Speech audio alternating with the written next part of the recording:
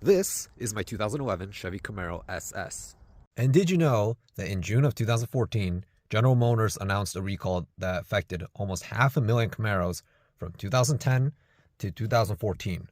Why, you ask? It's because of this specific key and the switchblade. All right, so let me show you guys what I'm talking about with the key. So here's the key, and then there's the ignition. We're just gonna put it in and we're gonna start the car.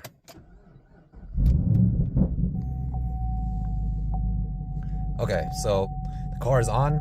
So the issue with this recall basically was that people went into fatal accidents, crashes, and even death. How? With this specific key right here. And basically what would happen is several people have bumped their right knee right here into the ignition right here. And basically what that would happen was the knee would bump the key and the key would turn off while it's on drive. And basically what that does is you lose steering control, and you also lose control of the car as a whole because the engine of the car is turned off. And if you turn off the car while it's on drive, then the car is going to keep moving, but the car is going to suffer.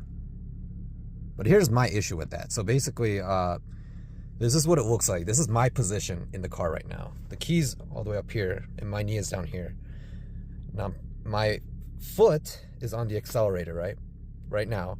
And then I'm going to switch to the brakes. So I'm holding the brake down, and then I'm going to go back to the accelerator.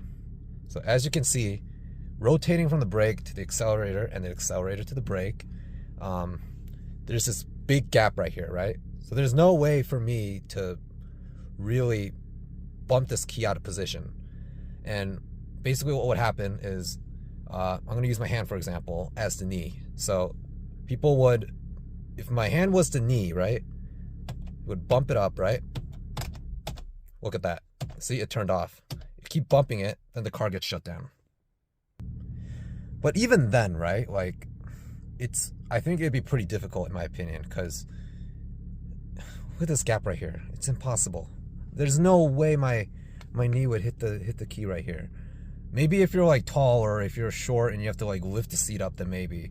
So, okay, one last thing I'm gonna do is I'm gonna try to turn the car off with my knee. So let's pretend my knee is up here, right? So now my knee's touching, and I'm gonna see if I can try to turn off the car with my knee bumping into the ignition.